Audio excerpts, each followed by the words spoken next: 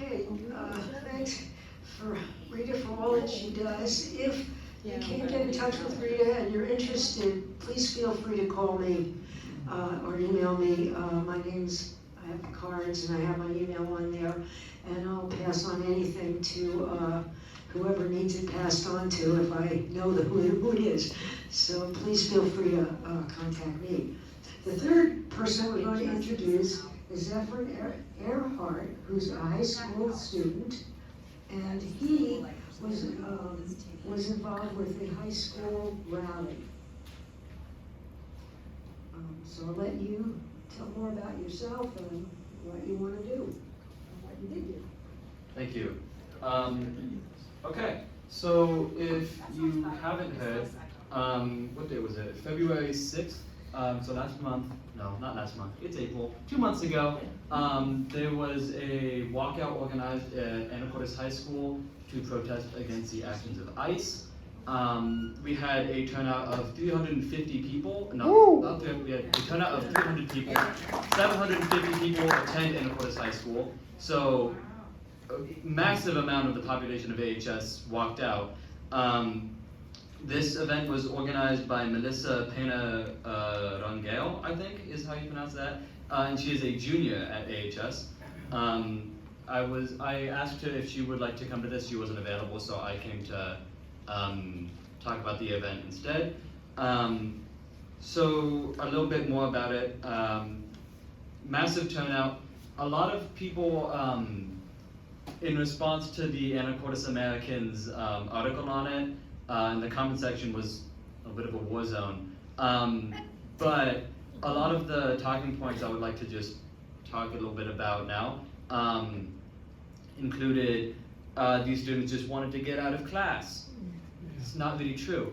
Not everyone, but pretty large population of the people at that walkout had handmade signs that they made to show how much they really do care about the cause that they were supporting, and we even had a, I think the Wednesday before the walkout was on a Friday, we had a, like a little get together here at the Teen Center in the library actually, to make signs for anyone who didn't already have one. People just came together and just made signs, and it was super productive. There was quite a few people there. People who didn't have signs, one of my classmates, he went into Safeway and bought like a box of donuts and then handed out donuts, and then he wrote ICE out on the back of the donut box. So people also, for the dedication, people were staying well after 5. Not very many people, granted, but there was a decent crowd on the corner staying until 5 p.m. and we walked out at 12:59. And people were like, well, they just want to get out of school. If they wanted to just get out of school, they probably would have gone home after school was over. School ends at 2:45. Also, a lot of other people was saying that like district leadership or teacher leadership were like, you guys should go do this. This was not a school-sanctioned event. In fact, they were kind of not really super excited about the timing of it because it came just before the levy. But it was a completely student-run event because we really do care about what's going on, and I know a lot of other people in my grade and also in the grades around me. I'm a senior this year. Really want to get more involved in the community and become more active in politics in the area, just because we're all just kind of fed up with the state of the world right now and the state of the country that we're going to have to inherit. I'm gonna try to get a lot of people to just come to these meetings so they know what's going on. That might be all I have. Thank you so much for having me.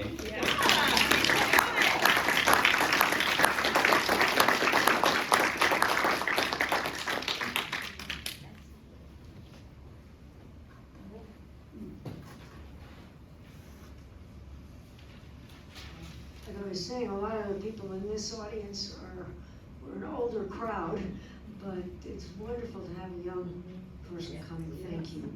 And just a group of us are gonna go and register students to vote in a couple of weeks. Well, yeah, mid-May, actually. Time flies. And that's always really a lot of fun. We've almost always gotten, I've done it for years, and we get over 100 students that register. So it's really, I think worth doing, and the teachers are very supportive of it, so it's just something that we're doing. Rita mentioned the mailing list, and like I mentioned, again, write clearly, otherwise she can't put your name in. And you can put your own name in if you want. But, the front door is locked to the library. If you leave, you have to go here, or around the outside. The bathrooms around the corner. And I always like to remind people, turn off your cell phones and watches, please. Double check mine.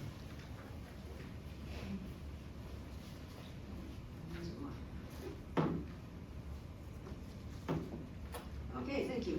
Cookies in the back. Rita Sullivan, yay! There's also decaf coffee and hot water for tea if anybody wants it, so feel free. I'll explain a little bit about the Fidalgo Democrats. We're an independent democratic association with a focus on education.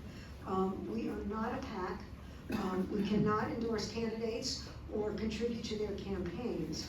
We do, however, invite Democratic candidates to talk about issues in legislation. And even though the local elections are over, a lot of stuff is coming out. There's going to be a primary.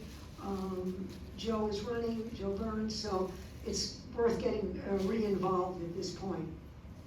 And we encourage you to get involved with their campaigns because a lot of people could use the help. And also, if you're feeling like you want to get into the political things, the Skagit Democrats are a PAC, and they really are very, very active. And just to mention, the Skagit Democrats are having their gala September 5th. Sounds like it's far away, but it isn't. And Rita's recording the meeting, so thank you, Rita. We will probably pass the hat at some point. We have given money this year to the Anacortes Family Center. We do the brick dinner at the Presbyterian Church. So we try to keep the little bit of money that we have local. And it seems to be working quite well. And our next meeting, just to let everybody know, is next Tuesday, May 12th, at the library. And it's Jackie Brunson, who's the Skagit County Treasurer, and Danny Hagan, who is the assessor, the Skagit County Assessor. And they're going to talk about what they do. And I think that should be pretty interesting. You can't hear me?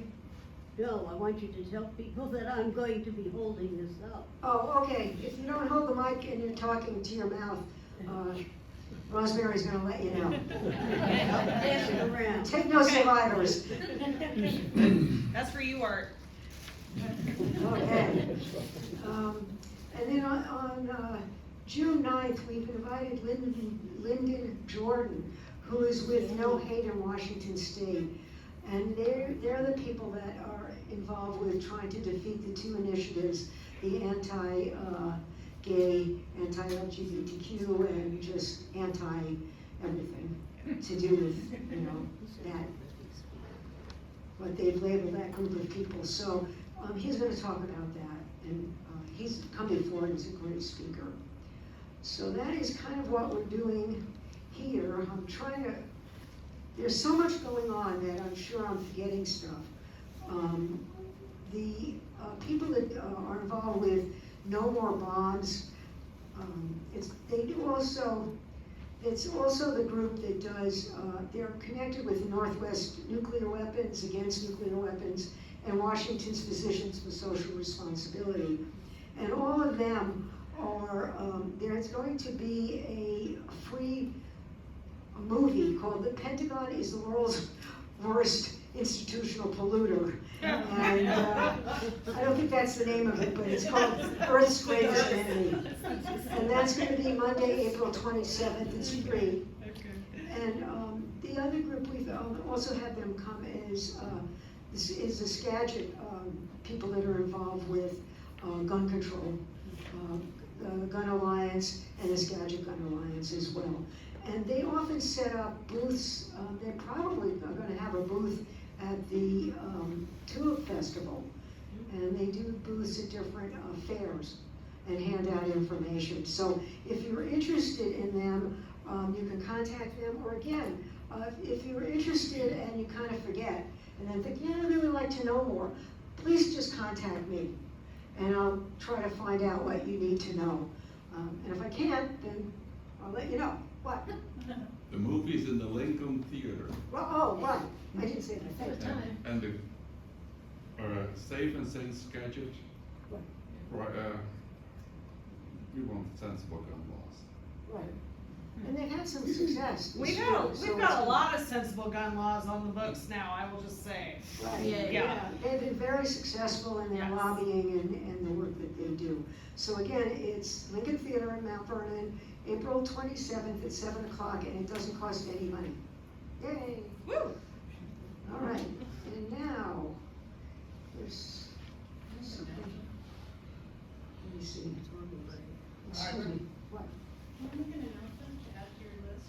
Sure, come on up. I'll just stand here. So we now have a political action committee for the pool. It's called Jump Into Hidalgo. And we're having our strategic team meeting start at the end of the month. So stay tuned, and you're gonna hear more about it. We're developed a path to support this community's recreation and pool and fitness center in a very positive manner, and dispel some of the myths and other nonsense that showed up last summer. So we have a big job ahead of us, and I just wanted to give everybody a heads up about it. Thank you.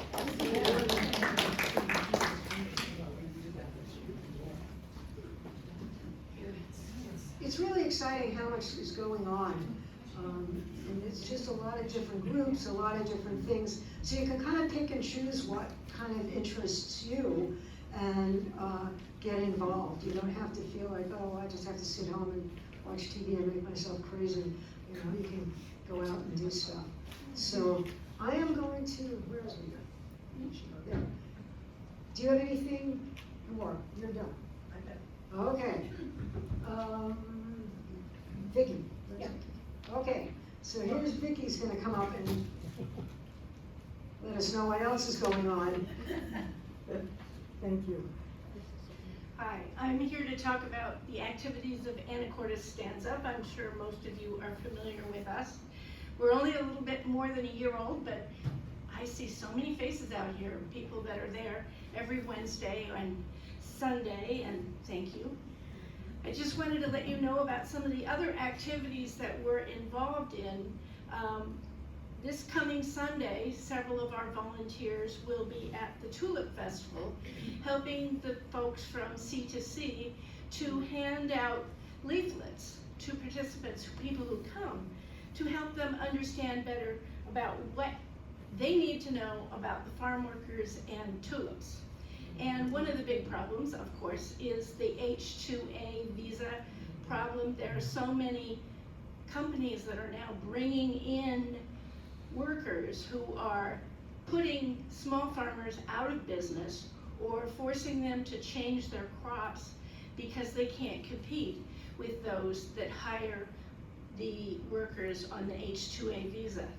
What you may not know about people on the H-2A is that they're essentially quasi-slaves, really. They're hired, they're brought in, they must live in a compound by themselves or in a group. They're not allowed to socialize with the outside group. Their boss holds on to their papers. They're not allowed to change jobs. And then they're sent home when they are done with their contract. In Skagit County, Brussels sprouts has been one of the big issues, and a lot of farmers are not able to raise those anymore, and a lot of us are not eating them anymore. For the Tulip Festival, I have to say there is one large company that hires hires H2A workers, and probably it will surprise none of you to know that it's Rosengard. I have here a list of companies in the counties here, Skagit, Snohomish, and Whatcom, that use H2A workers, which is really creating the industrialization of farming in our communities. If anybody wants to have one of these to take with you, so when you go shopping or so forth, want to know who you don't want to patronize, I encourage you to take one of these. I'll put them right here. Then, a couple other things that we're going to be up to in the near future. Some of you know that on the 25th of April will be Earth Day and the Procession of the Species. Several of us are participating in that, wearing weird costumes and having a ball. And we are going to be seeking some of our volunteers to act as traffic control and so forth. Also, I hope very much on May Day that some of the folks from the high school will join us in a walkout. We're hoping that people will not shop or buy anything, will not use Amazon, and that to the extent you possibly can, if you work, you will leave and take the day off. It's what we need to do as a nation to demonstrate very clearly that we're not very happy with what's going on right now. Would you repeat the date? May Day, May Day. 1st of May. So, and then a couple other things that we'll be doing. We're also going to be a sponsor of the Anacortes Pride Parade, and we will be marching in the parade with our banner. And I encourage anybody who wants to join us to come join us in the parade. It's fun, a lot of fun. And come join us on the corner of 12th and Commercial every Wednesday at 3 and every Sunday at noon. Or if you are interested in joining the Signs of Fascism demonstrations, which take place periodically on 12th Street. Have you all seen those? Yes. Good, I'm glad to hear it. Well, if you'd like to participate, it's kind of fun. It really is. And I want to, yes, What day is the Pride Parade? I beg your pardon? When is the Pride Parade? The Pride Parade is the 21st of June, June 21st. Then one last thing I wanted to add. You were talking about the flack you got online. We get flack all the time. We're at the protest, there's 150 of us. And some of the magas will walk by and say, "Get a job." Well, you know what? This tells you that we're doing a lot of things around here. So, thank you. Thanks, Vicki.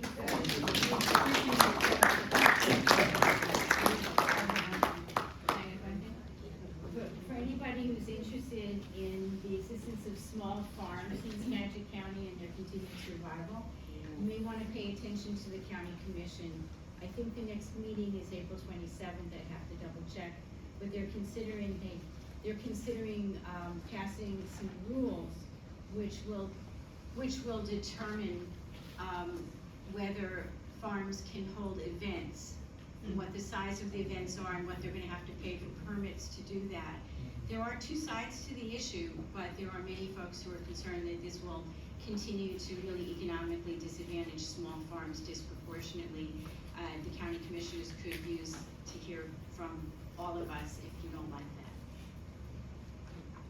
As you can see, there's a lot of things going on. It's almost somewhat overwhelming, but that's good.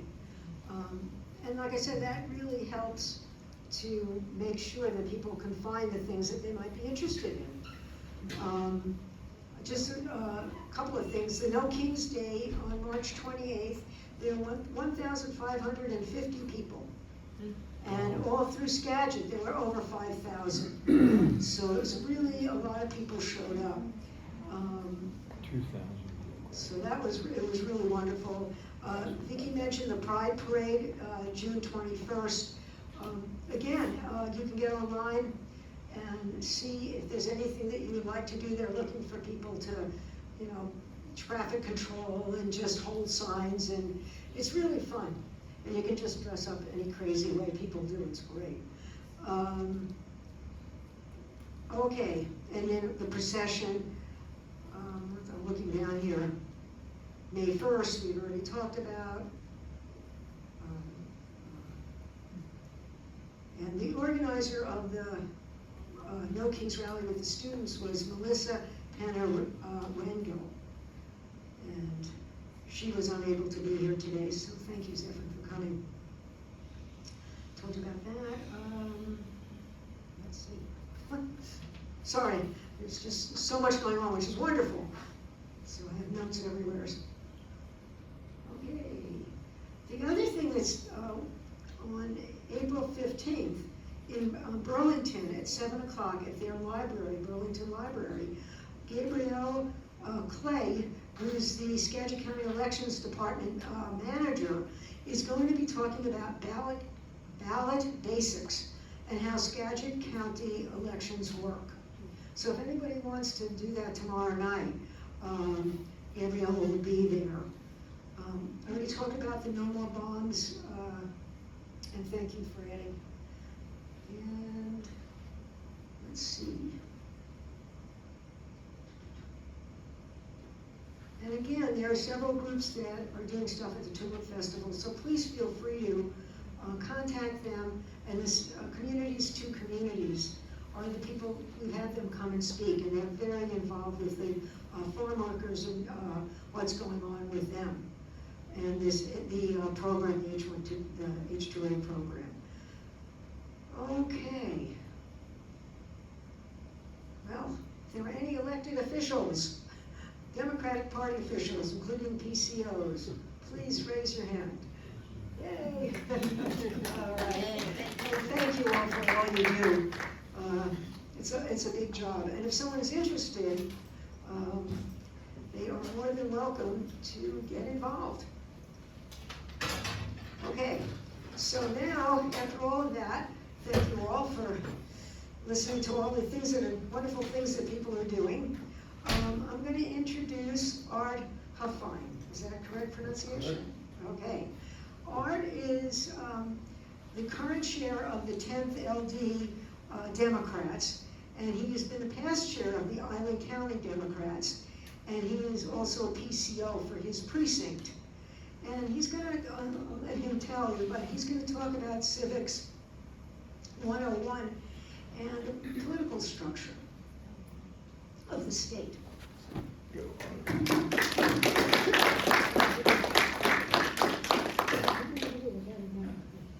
Well, thank you. I was told I need to use a microphone, and I will, but I just wanted to prove that I really don't need a microphone. I am honored, Zephyr, to share this evening with you.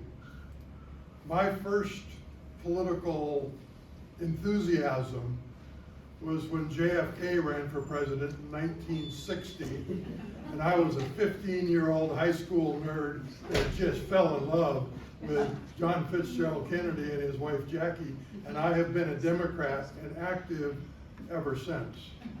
Unfortunately, I had to work for 50 years, but 16 years ago we moved up to Island County and built a house that my wife and I, this is my wife Mary, the technical genius that means there's something on the screen.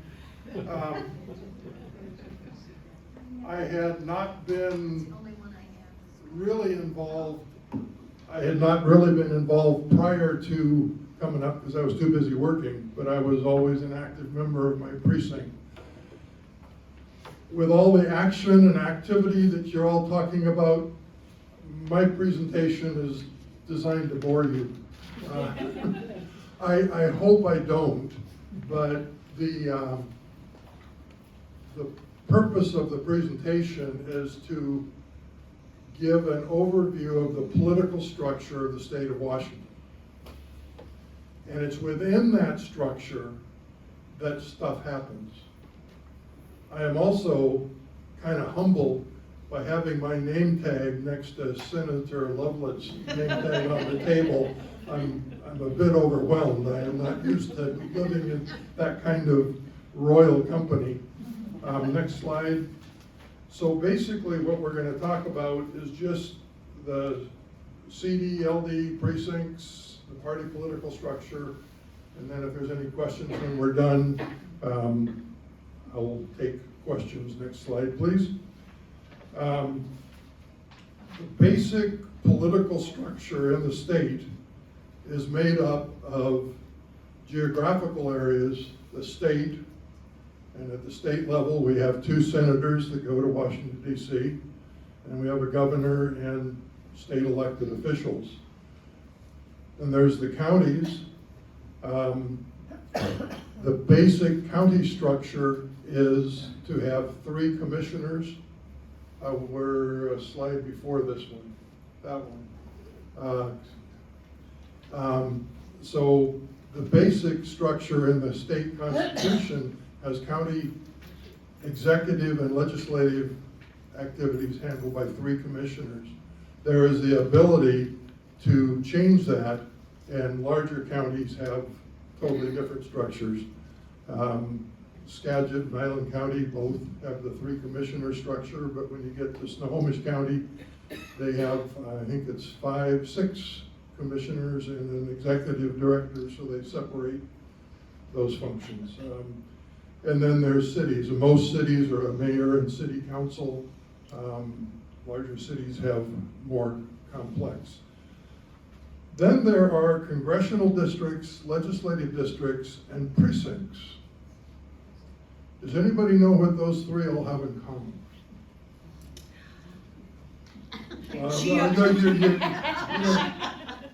No, what are you gonna say, Liz? Geography. No. Ooh, I mean, that is also true. Geography is also true. They're all elected. There are elected officials in them, that is a commonality, but the real commonality of congressional districts, legislative districts, and precincts is they are all based on population. Yeah. So every congressional district in the country has a similar range of population. And bigger states get short-shifted because there's more people in big state, in California and New York and Texas, there's more people in congressional districts than there is in Montana and Wyoming and Delaware and a couple small states. But they're all based on population.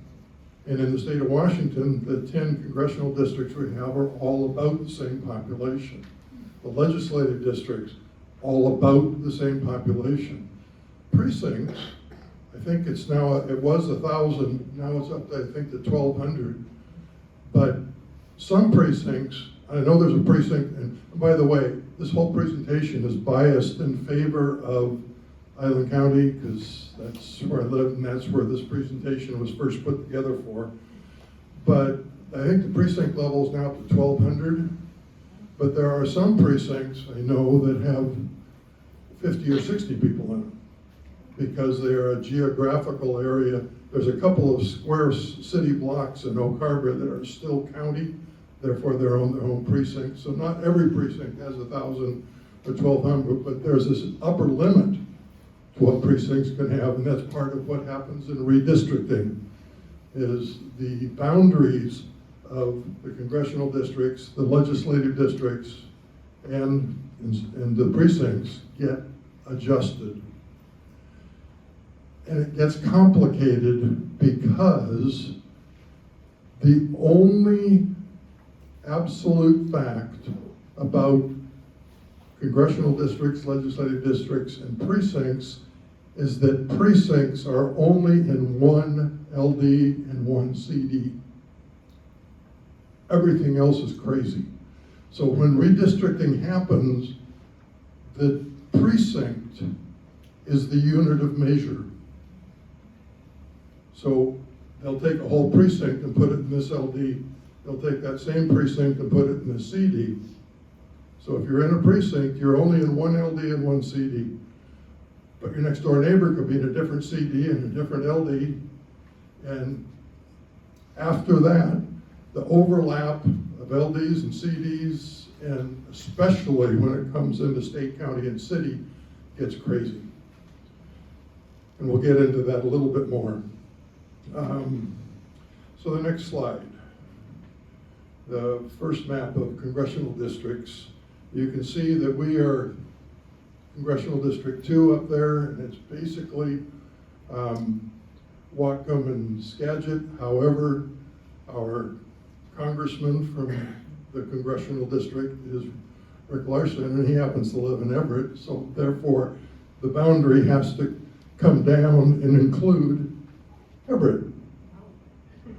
And sometimes it's not logical. Matter of fact, a lot of times it's not logical. So then if we're looking at the next slide, and let's go back to the other one. Just one other thing. You can see that Congressional District 5 and the blue one next to it, but you can't see the number, that's almost half the geography of the state of Washington in just 2 districts. And then you get down in Puget Sound and you see 3 or 4 congressional districts in a 20-mile radius, or 30 miles, but it's all population, so it's not geography. So if we look at then at the 2nd congressional district, next slide, please. Which, as I say, you can see it's all of San Juan County, Island County, Whatcom. I think it includes all of Skagit, but then it comes down and it's basically west of I-5 down into Marysville. And don't try to find any logic with those guidelines. So the next map, and the congressional district is the only one of these districts that does not have a political organization in it. So all the congressional district does is it define the territory that our congressman that goes to Washington, D.C. represents. Then we get to the legislative district map, and it is a very different structure. And one of the challenges I find with these maps is it's very hard to see boundaries, and oftentimes there are no roads on them. But this is how the legislative districts map out, and you can see where LD 10, where we are in legislative district 10, but and then each legislative district has 2 representatives that go to the state house and 1 senator from each legislative district. So that is where the state laws come from that regulate our lives. So getting good people, like Liz Lovelett, elected to the Senate, and good representatives like Clyde Shavers and Dave Paul, and that makes us a better state to live in.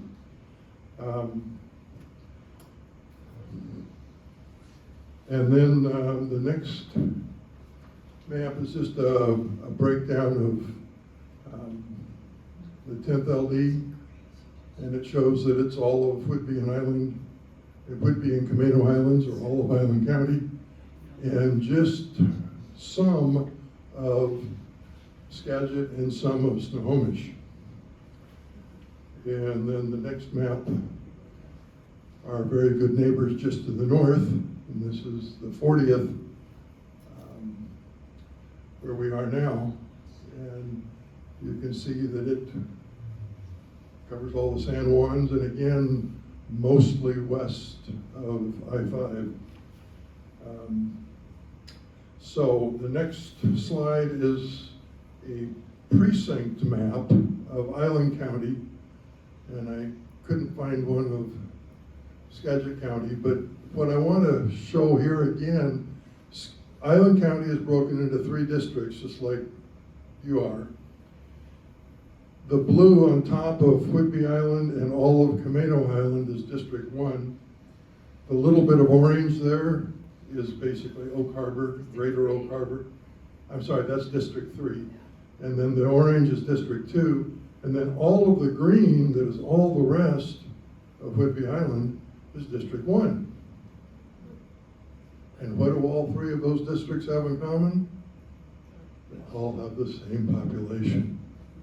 So a very dense population in Oak Harbor. It's not a big city, it's slightly bigger than Anacortes, but very similar. But that's where the main population is in the county. So if someone asked at the precinct level, each party has a representative in that precinct called a precinct committee officer. And I've been a PCO now since before I was chair of Island County, which is 2015. So I've been, 10, 11, 12 years. In my precinct, there's no way I can walk it. There's no way I could have walked it 15 years ago. Because most houses are a half a mile apart and have 200 or 300 yard driveways with no trespassing signs. And it makes it real hard. You live in the city and you can knock on, in Seattle, you could knock on doors in our precinct in about 10 blocks. So it makes it a challenge. So precinct committee officers, PCOs, are the very, very fundamental root of the political structure of the nation. And it goes from the precinct. Every PCO is a member of the legislative district they live in and a member of the county they live in. And the legislative district and county both have political organizations. We'll talk about those, but I just wanted to show you that in that we're political, in that we're population, it makes it challenging sometimes looking at the geography. So let's take a look at the next slide, please. So in the state of Washington, we have 10 congressional districts, we have 49 legislative districts, 49 LDs, and we have 39 counties. The 10th LD, our legislative district that most of us here, I think, live in, it covers all of Island County with 88 precincts, and we're all in Congressional District 2. And we have about 77,800 registered voters. This is not population, this is registered voters. And then I broke down the commissioner districts, which isn't important here. The Skagit County has 25 precincts in the 10th LD, all in the 2nd Congressional District, with about 13,000 registered voters. And then Snohomish County, the other part of the 10th LD, is made up of 58 precincts, and 28 of those are in the 2nd Congressional District, 4 of them are in the 8th Congressional District, and 26 of them are in the 1st Congressional District. So it gets a little complicated. So Skagit County has parts or all of 3 legislative districts. You have the 10th, 40th, and 39th. Snohomish County has all or parts of 8 legislative districts. And that makes it even more complicated. And that's part of the reason why Skagit County's government is more than just 3 commissioners, because they have a lot more people involved in the county. Okay.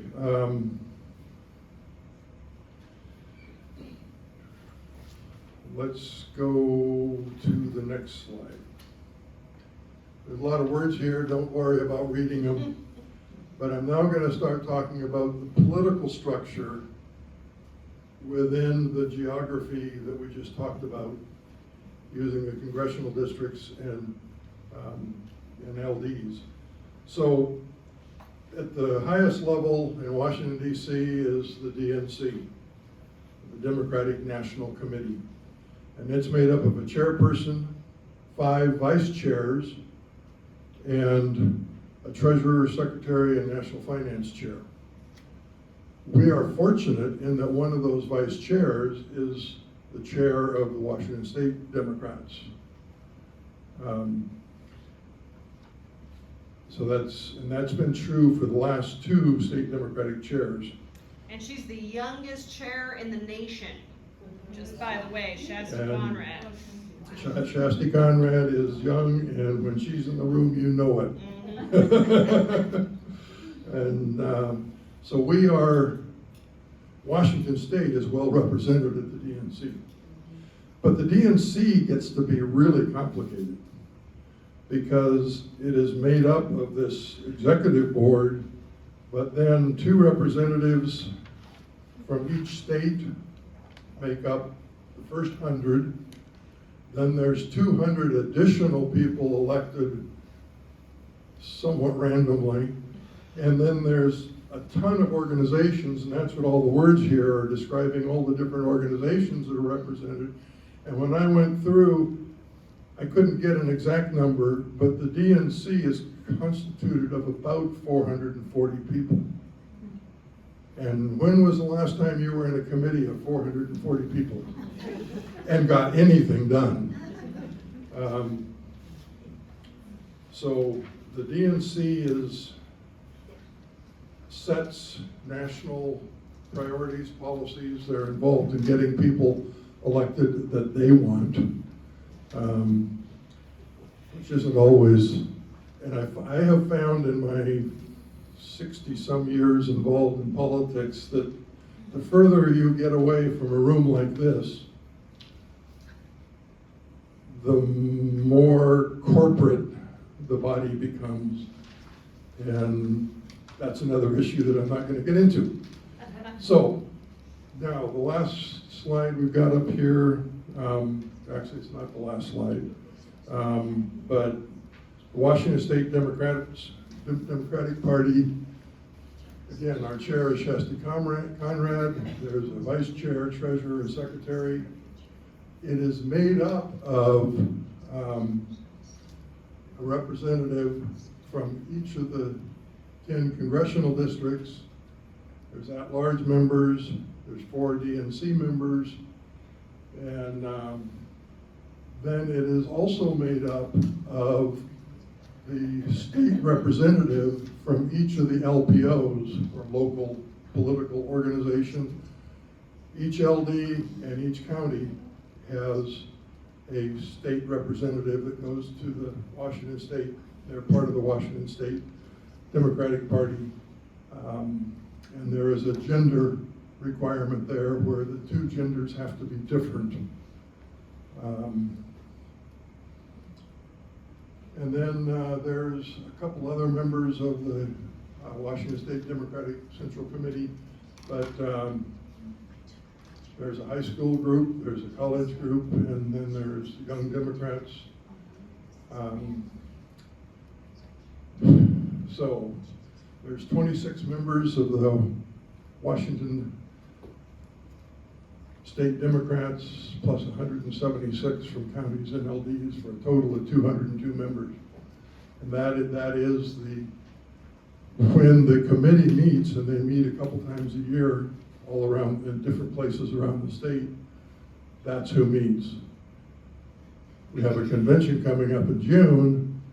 They will all be there, but then that's where elected representatives from each LD come and join them, and that's where the policies, the resolutions, the platform gets reviewed every 2 years.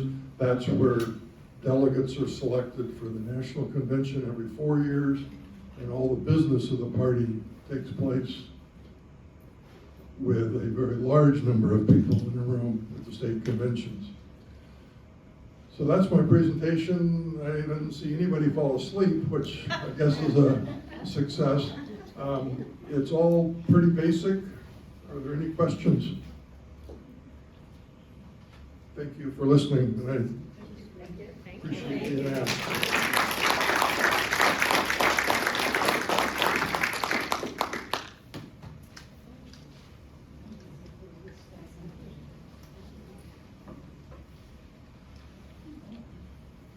Thank you so much, Bart, for putting all that information together. It's quite a lot. And it's amazing that anything gets done when you see how many people are in all these groups. It's kind of And that we that's get as the- much done. And that's the tip of the iceberg. Right, I bet. So thank you for putting that together, and much appreciated you sharing it with us. And now, I am going to introduce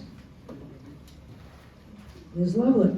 Let's see how old this bio is. No, yeah, it might be Curious, really I'm old, but curious. no, what I really wanted to do was, I'm not gonna talk about Liz because she's been, we all know who she is, that she's a mom and a sister, and was an Anacortes and blah, blah, blah. But she's on, according to your website, you're on many committees and leader of a lot of things. So I'm gonna read what I have Okay.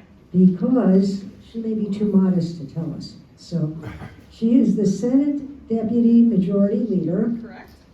CCA Budget Coordinator, Local Government Vice Chair, Environmental, Energy and Technology Committee, Transportation Committee, Energy Supply, Energy Conservation and Energy Resilience, Legislative Audit and Review Committee, Very important committee. co-founded the Ferry Legislative Caucus, and I think a lot of us have talked about the ferry, especially the one to Canada. The history is you were appointed in 2019 and got reelected in 19, 20, and 2024. Okay, good. And it looks like your focus is environmental, housing, water management, refinery safety. Also, I don't know if some of you remember, she was on the city council, Anacortes City Council, and several other boards.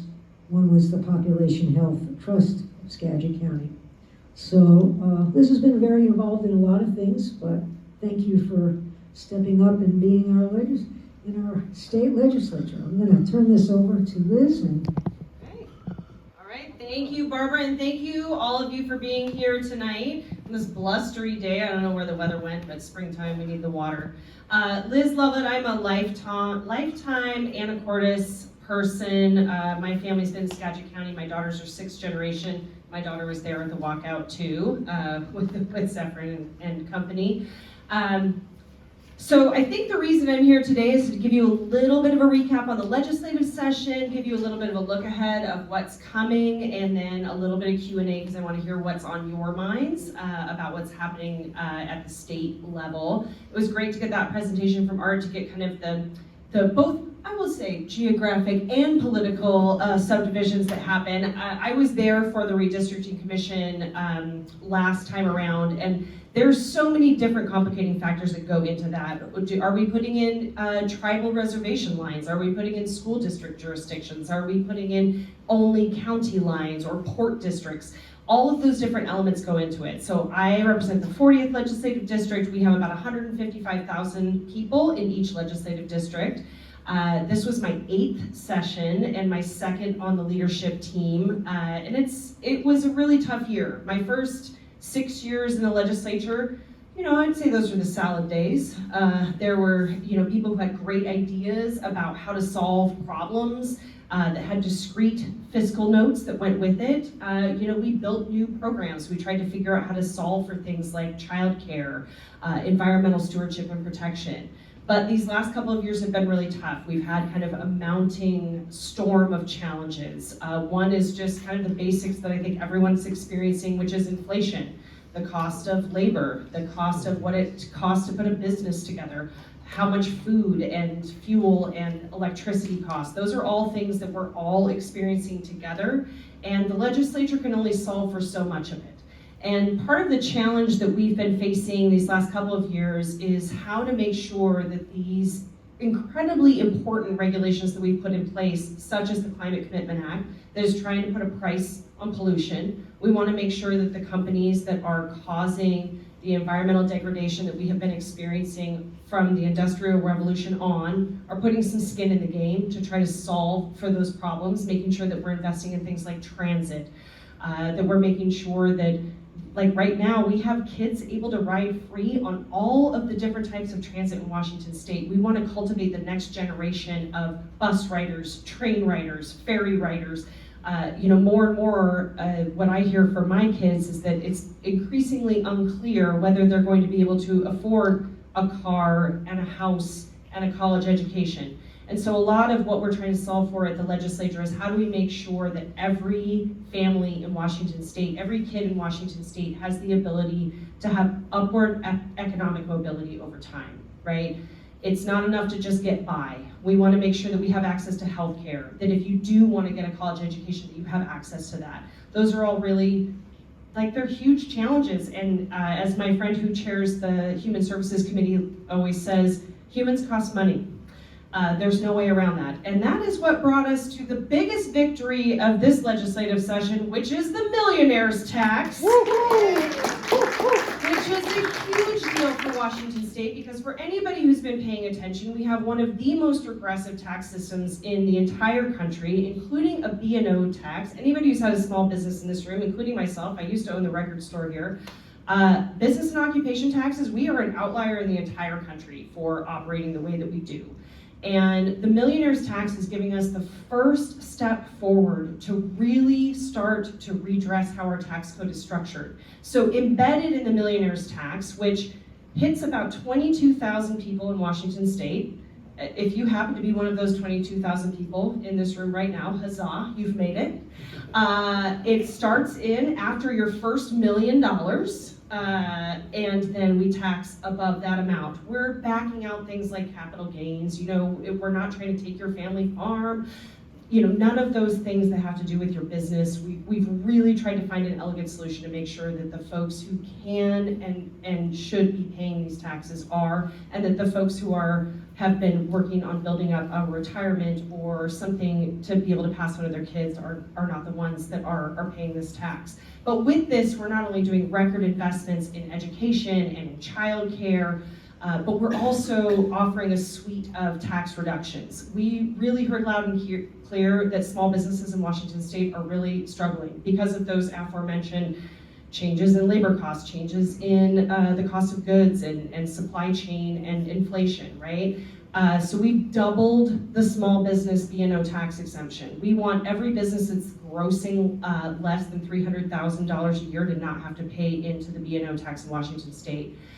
We dramatically escalated the margins on the working families tax credit. We want more seniors and we want more young people between the ages of 18 and 24 to qualify for that tax break.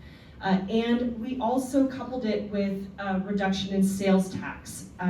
We are a very sales tax dependent state, and that is a fair weather friend. So when we have an economic downturn and people are not buying as much, then what is coming into the local and the state coffers is not as much, but the needs are still there. We still need to pave roads, you know, we still need to be able to provide education, and so we wanted to give people a reduction in sales tax. And so what that's gonna look like when this is fully implemented is that people are not going to have to pay sales tax on personal hygiene and over-the-counter medications. And at that point, basically everything that you buy at the grocery store is going to be tax-free.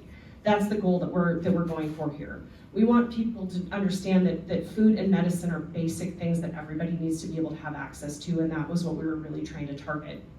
So there was a lot of, I mean, it was a 60-day session. It's always it's a wild ride for some one-on-one for folks, since we're kind of on that theme for the night.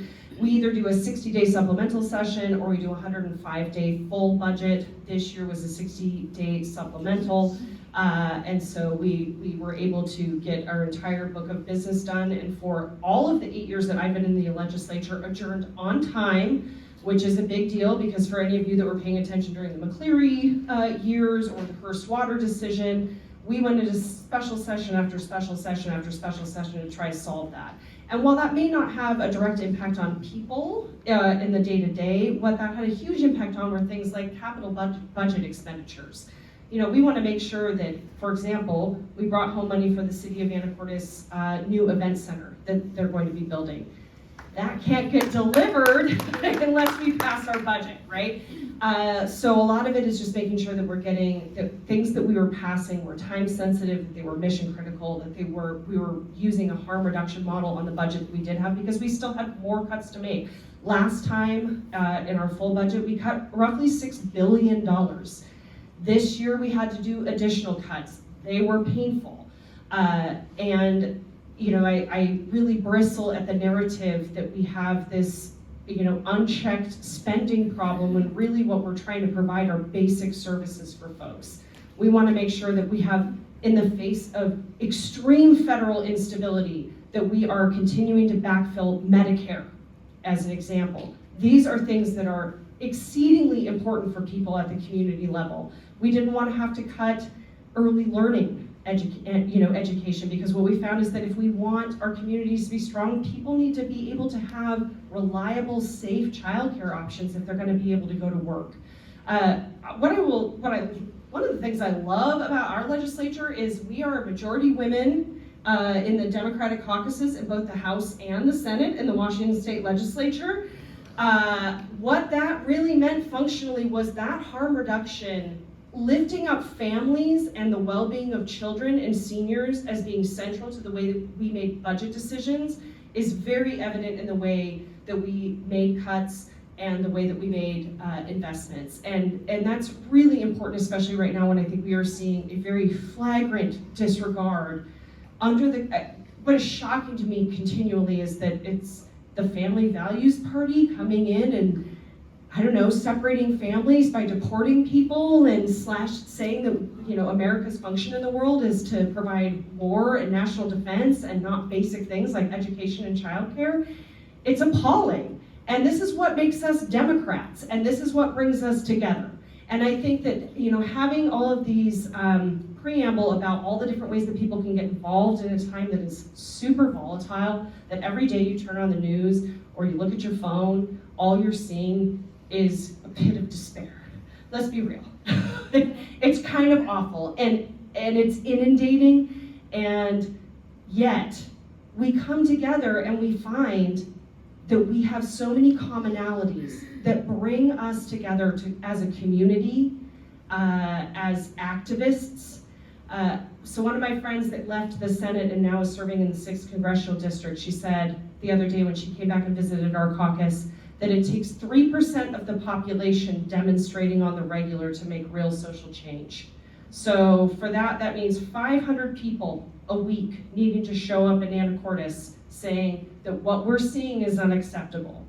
So that's part of your role, right? And I hope you guys are getting involved in local elections, because those all matter. When we talk about your assessor, when we talk about our auditor, those are roles that, frankly, a lot of people don't even know what they do. But your auditor, in particular, is incredibly important. They're the ones who are responsible for election integrity at the local level. And in counties across the United States, when you don't have somebody in there that cares about election integrity, then that is where the actual fraud happens. It is not that we're going out and running a bus around gathering up undocumented people and registering them to vote so that we can sway elections for Democrats across the country. That's a fiction. I hope everyone in this room understands that that's a fiction. And instead coming together and making sure that we're authentically showing up for each other at this time when it's really rough out there, and probably, quite frankly, really rough for people that are outside this room right now. So I'm just gonna put a pin in it right there. I'm sure you guys have lots of questions, and I'll just open it up and we'll see where the discussion goes. Oh, you've got one? Ooh, come on, question, just thank you. Oh, she's got a takeaway mic.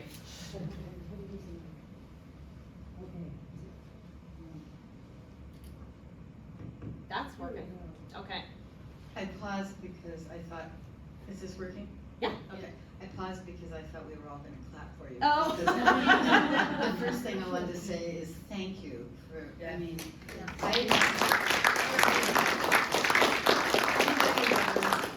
been to a legislative session or done advocacy work or been on that floor.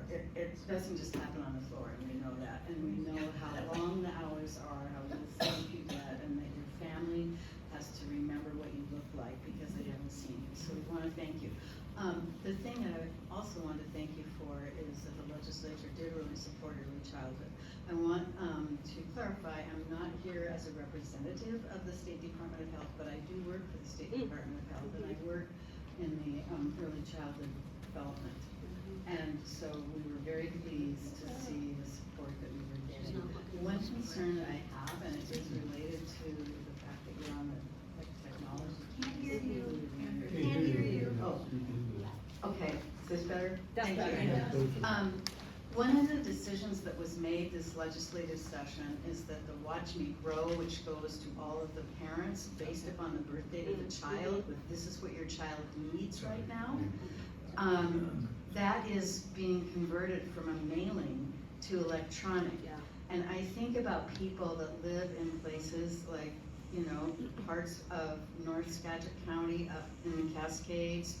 I know that, we're in this county, but I have a relative in Ferry County. There is one corner of one house in a 2-mile radius where they have a little bit of reception. So, and we all know when during the pandemic, all those parking lots, it's, libraries and schools, so I don't need to convince you. Yeah. But anyway, I just really think that in the next session, I would love for that to be reconsidered. The other thing is, parents have told us that they have so many things come at them online and that they don't pay attention, but they do open those envelopes. So I just wanted to. Which is interesting, because my kids were on Apple Health, and I got those mailers, and I certainly opened them up, but I wondered how many families just saw it, opened it up, it wasn't a bill, and they tossed it out. I mean, this is one of the hardest things that I think about politics in this modern age. How do you meet people where they are?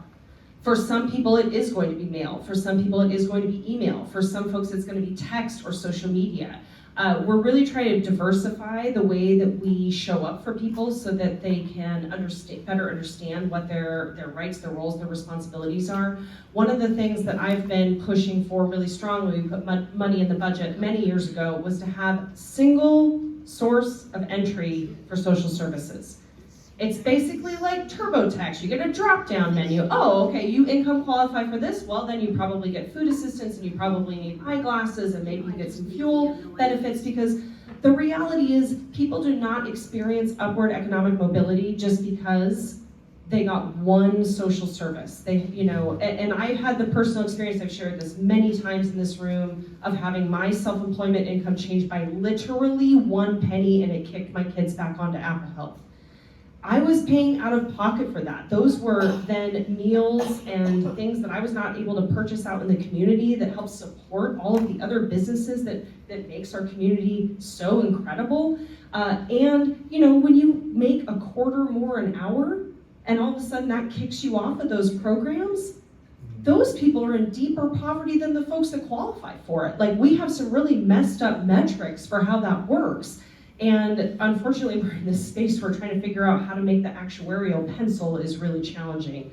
But your point is well taken. I mean, we've done a lot of things because so many people are like, why are you sending us mail? We're cutting down trees and we're spending money on postage, and I never read them anyway. And so, there's always that push and pull between what is going to be the best way. My sense of it is you should be able to say, I'd rather have it via mail, or I'd like to opt into an email.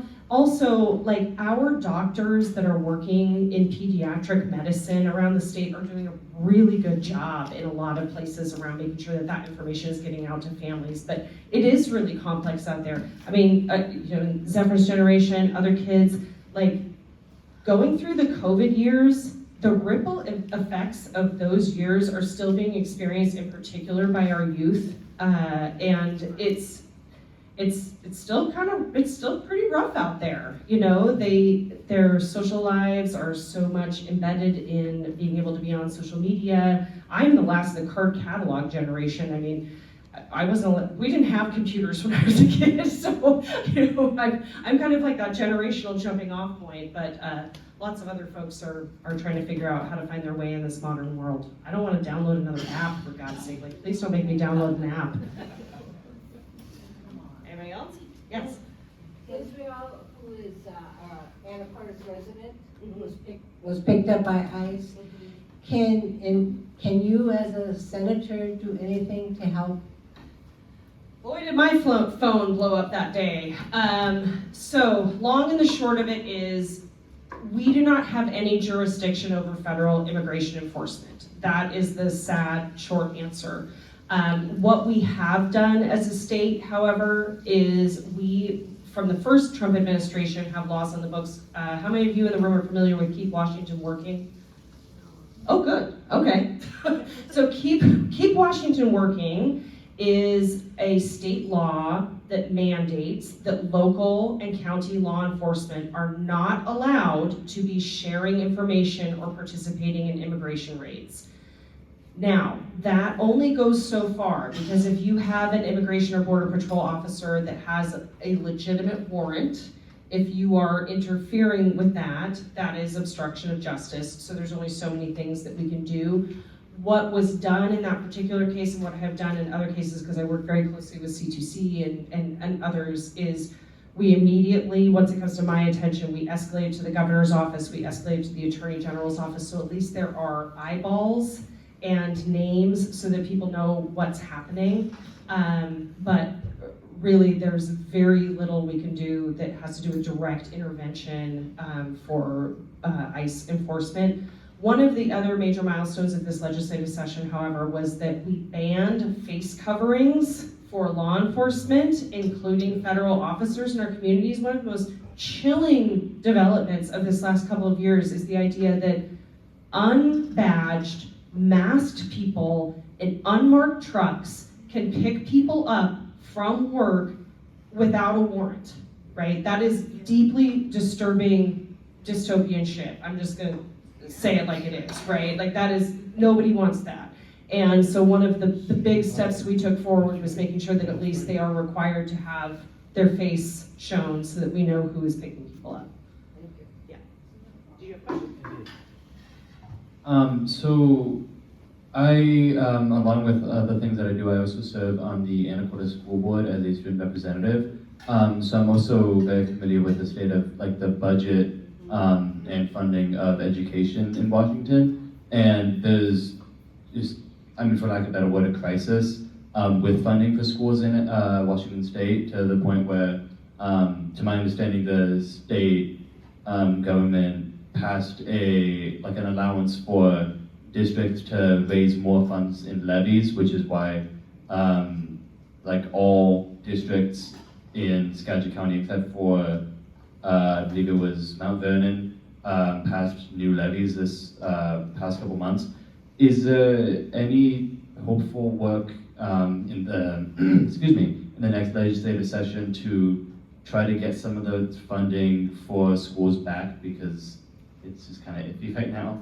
Yeah, so a few things on that topic. So right now, around like just over 50% of the state budget is going into education. So that means a little over 30 some odd billion dollars a year is the state portion of education. There's also the local levy portion. So to kind of unpack the levy situation a little bit, so in 2019, when I first got to the legislature, we passed a levy equalization bill, because what was happening was we do great with our levies. We support them in the 60 to 70% range, and you know, pretty high levy rates for the local property tax paying folks. But what was happening was that in other places across the state where they are way more income sensitive, they were not passing their levies, let alone their bonds, right? So first of all, they're in really challenged and often super substandard buildings,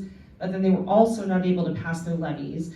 And one of the sensitivities that we're trying to grapple with is that we don't make laws that are supposed to just be for one county or another community. We're trying to make it for the whole state. And so part of that 2019 levy fix was to deal with the fact that we wanted to equalize it so that it didn't matter what your zip code was in Washington State, you were still gonna have access to the same amount of educational dollars. But what we found was that a lot of the schools that had been operating with higher levy amounts previously were really hit hard once we dropped that levy amount. And they were underwater almost immediately. And that was basically every district in the 40th.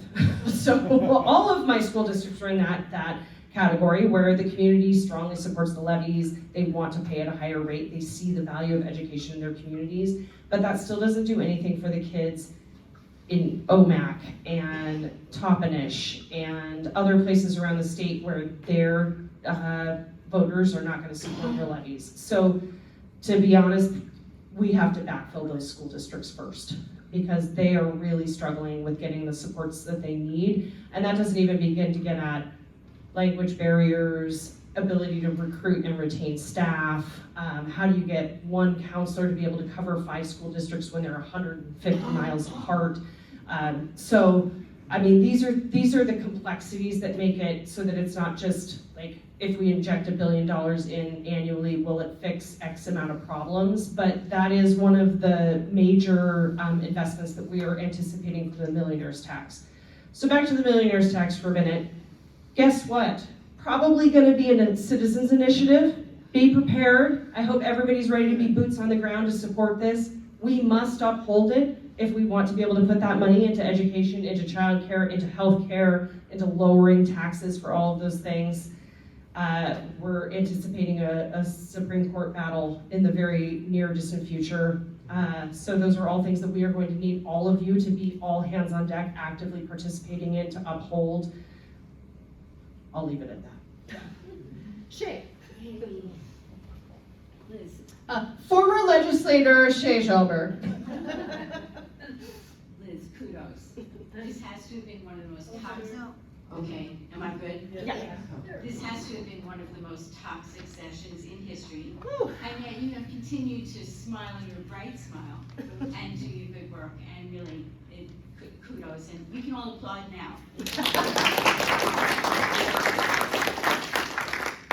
Secondly, you didn't talk at all actually about healthcare, but something that you helped do was make sure that our state remained a leader. We ignored the crap going on in DC, and our state was one of the first to say, we're gonna listen to our public health experts. That's right. We are going to work with others on the West Coast primarily initially, now we've got the Northeast. And so we continue to have good vaccination recommendations and requirements for schools and all that, and I know you were part of that, so thank you. Thank you for that softball. Here it comes. 2 things.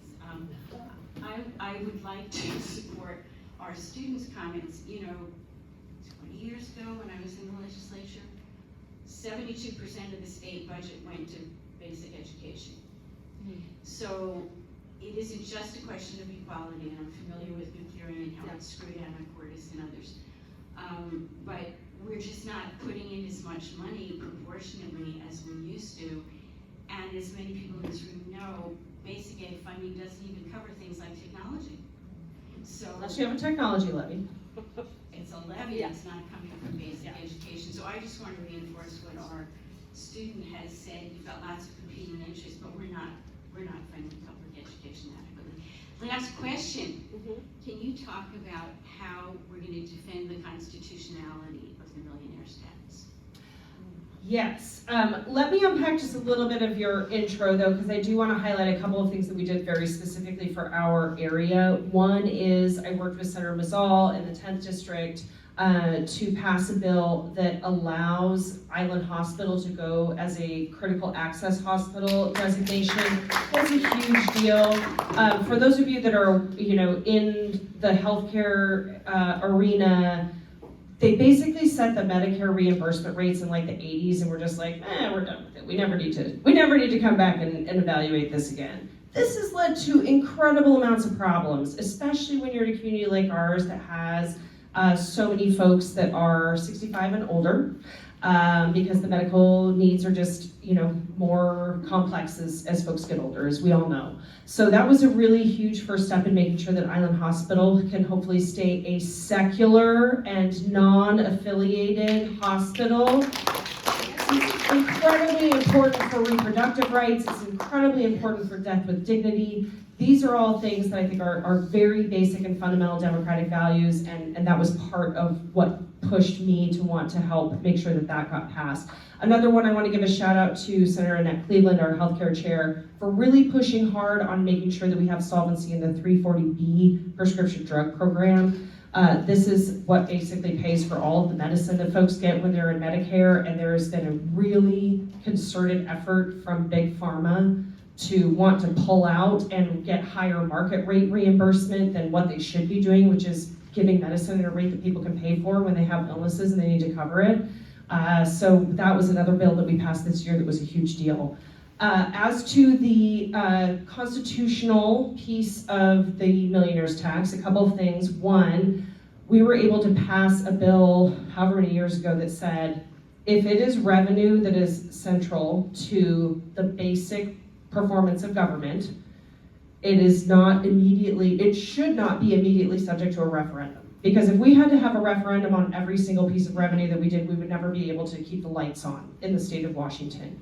Secondly, we were very careful about making sure that the language that is in the bill is as constitutionally defensible as possible. So it was front-loaded with the idea that we knew we were going to have a constitutional and legal battle ahead of us, and people that are way smarter than me and way above my pay grade spent a lot of time in a room trying to figure that out. So it is our deep and sincere hope that we will be able to survive the court challenge, and then more importantly, the ballot challenge that will be before us.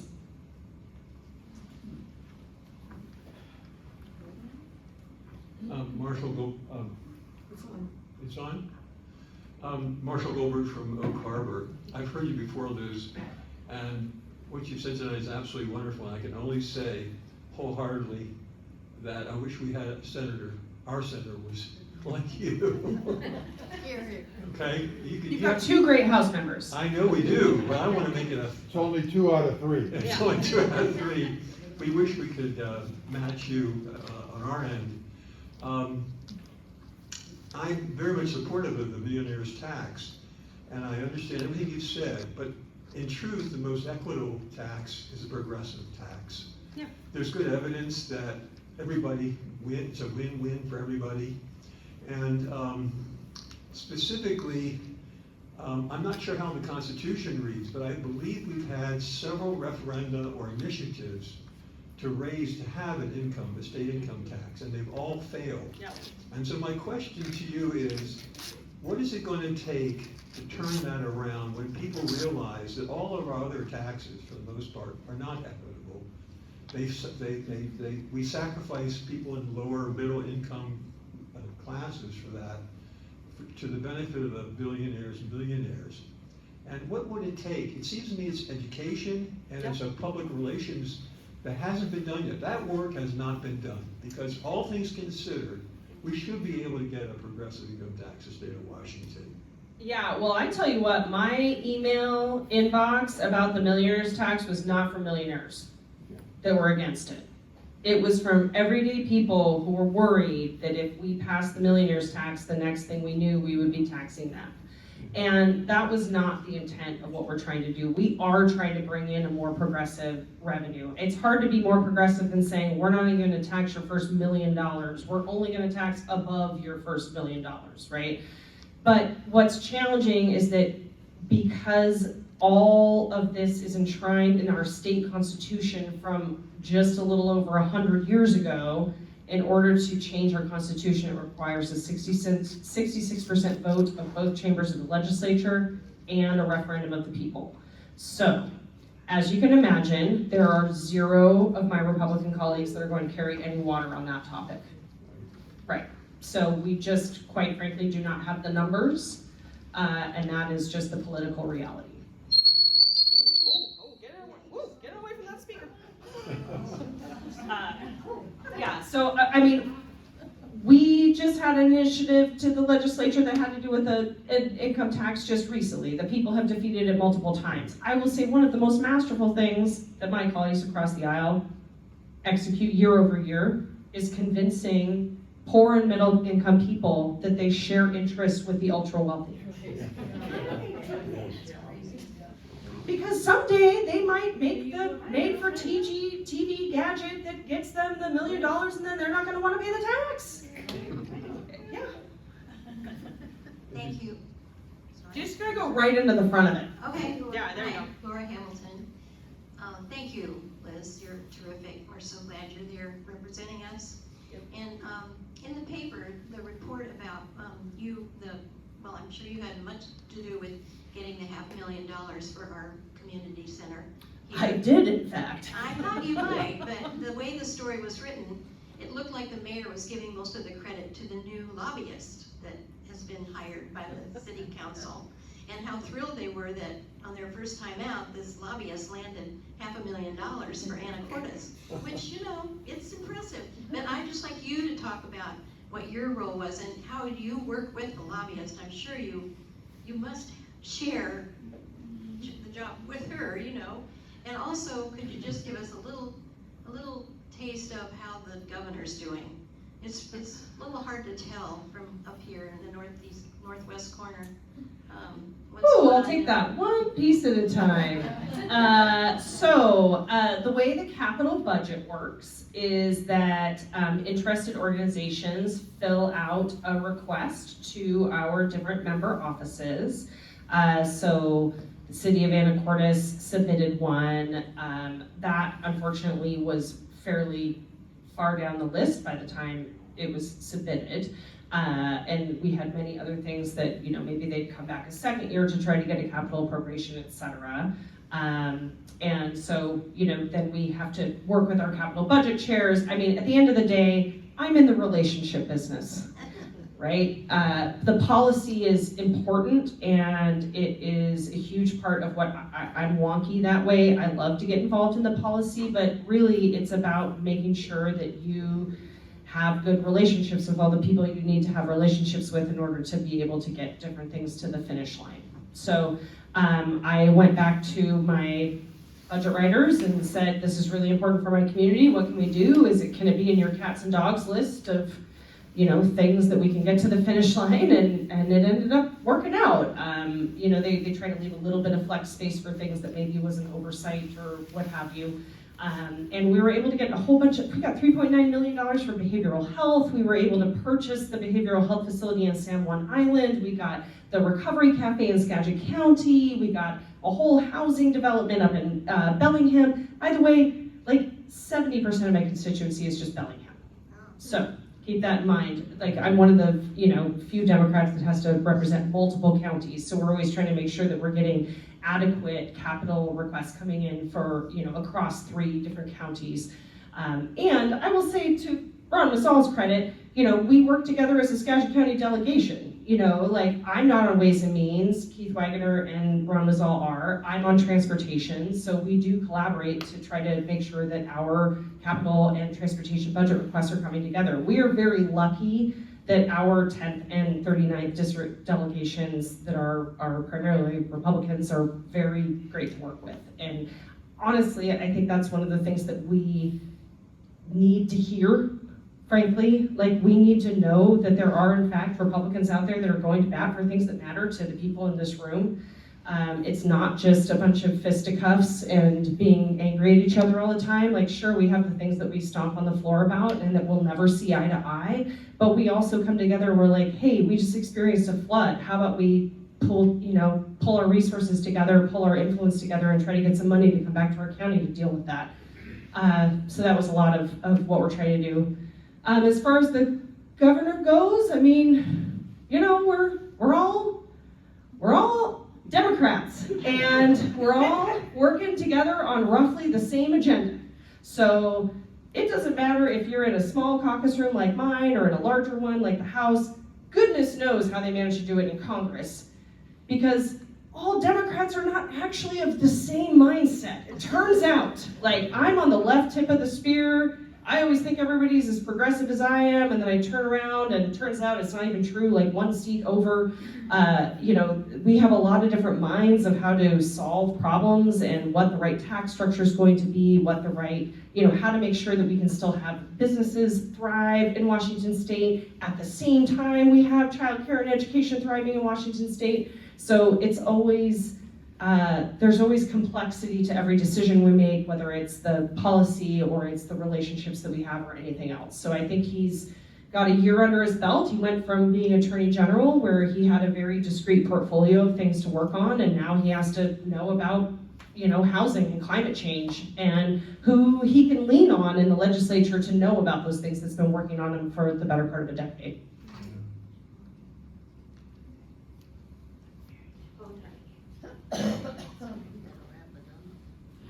I know there's been significant budget problems in the state, and those budget shortfalls come from forecasts not being accurate, and probably many other things. Sure. Is there anything, and I know that it's my understanding that forecasts are done by a committee that isn't political. Mhm. Is there any work being done to try to get better forecasts? Yeah, I mean, the economy is not an exact science, it turns out, right? So you think that there's gonna be certain trends of people moving into the state or new businesses opening or a certain amount of, a boom of sales tax or people's assessed value going up on their homes, and so therefore it's gonna equal X in the state coffers. It's always just that, it's a forecast, it's an estimate. What I will say is that the two budgets prior to the last two that were really tough, where we had to make a lot of cuts and raise a lot of revenue, were bipartisan budgets. So we all agreed to the revenue forecast numbers, not everybody, but many of us agreed to the revenue forecast numbers. Some of what we're trying to do is get the revenue forecast a little bit earlier so that we can make more accurate budget decisions. But as an example, we had a bill that had to do with the taxation of data centers. Huge hot topic around the state, right? We know that it's driving up energy prices. We know that we're talking about the largest corporations in the world. Why on earth would they need a tax break in the first place? And that $100 million that was realized in that bill was enough to launch us into special session if we didn't get enough votes for it.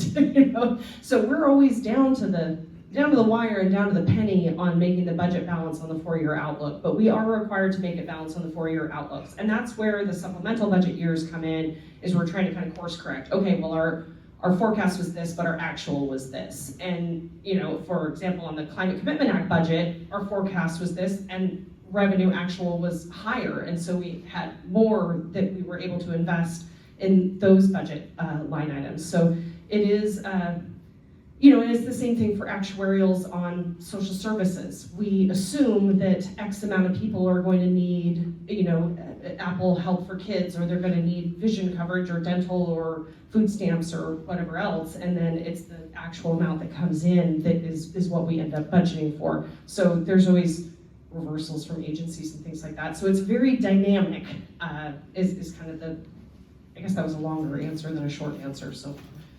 Thank you. This is, I have to ask this. Get it out of your system.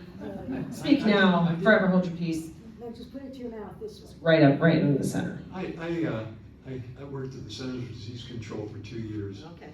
And that's federal, but I wanted to make the point that, and this I think was true of most federal agencies, they were budgeted and they were given so much money for their budget, for their operations. And then there was always this mad dash. If they didn't spend their money by a certain time, they would start spending it, even if they didn't need it. Yep. And they didn't ever take the money that they didn't need and give it back to the Treasury. So my question to you is, do agencies in the state government ever get more money than they need, and do they ever have surpluses, and what happens to those surpluses? That it absolutely does happen. It goes back to the general fund. Okay, that's very comforting. Yeah, I mean, so right out of high school, I did AmeriCorps, and I did disaster relief with the Red Cross, and I was shocked when they were telling me that I needed to, well, no, you even if you only went out for one lunch, like let's say you went out for 4 lunches, because we need to make sure that we're continuing to get our budget. You see that in the military, you see that in other places. That tends to be a federal government problem and not a state government problem. We do have chargebacks that come from our state agencies if they, say we authorize them to have another full-time, equivalent employee, and they don't hire that person, that gets reverted to the Treasury. So we have reversions every year that get then put back into our budget. Good, thank you. Hi, are there any other questions? Oh, one more, hold on.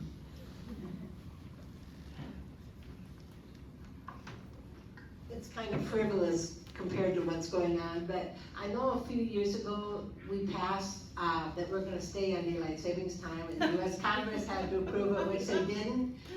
Do you think I would like to just stay on one time zone. Do you think would we ever go back just to standard time?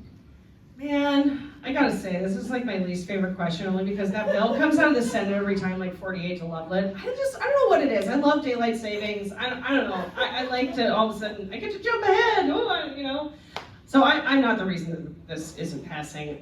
It really does need to be a federal change though. And I will say, having kids still in school, like, man, it's dark for a long time in the morning if you're staying on the standard time. Like, there's benefits to that change. So I'm probably, but I will say, so last time around, I actually put my actual cell phone number in the voters pamphlet. That was the one phone call I got, was a gentleman who was he had a lot of information about daylight savings time and repealing it, and we spent a long time on the phone talking about it, and I don't know, I'm like, listen, man, we've sent it out of the Senate a couple times. I don't know who your champion is.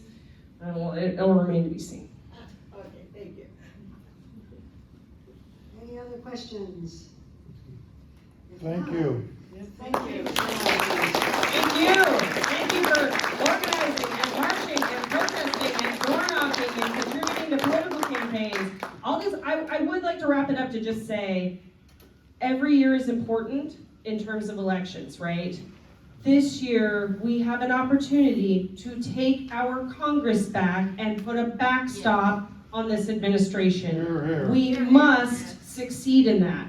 We do not have the ability to be precious about our candidates, okay? Like, we need to get behind people, we need to get them reelected, we need to make sure that we've got those majorities, and that is the way that we're going to have an actual and true check and balance to what is going on at the federal government right now. So I'm counting on all of you to be participating in all of that. So thank you guys for being here tonight.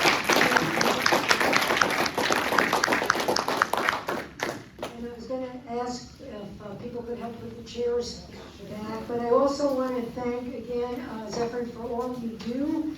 And thank Melissa, even though she couldn't make it here. It's wonderful to have high school folks here.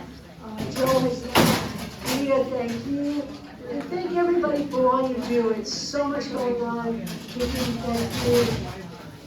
Just wonderful.